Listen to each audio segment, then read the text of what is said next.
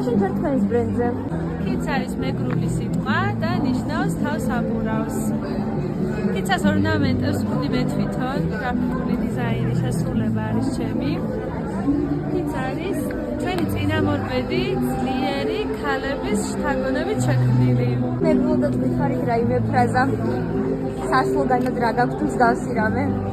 კიცას სლოგანი არის კიცა ძლიერი ქალების აქსესუარი. მეგრულად გითხრა?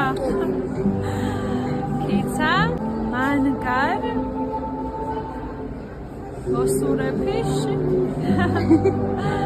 აქსესუარი. ბრენდ ძალიან მოხდება მეგრული სლოგანი.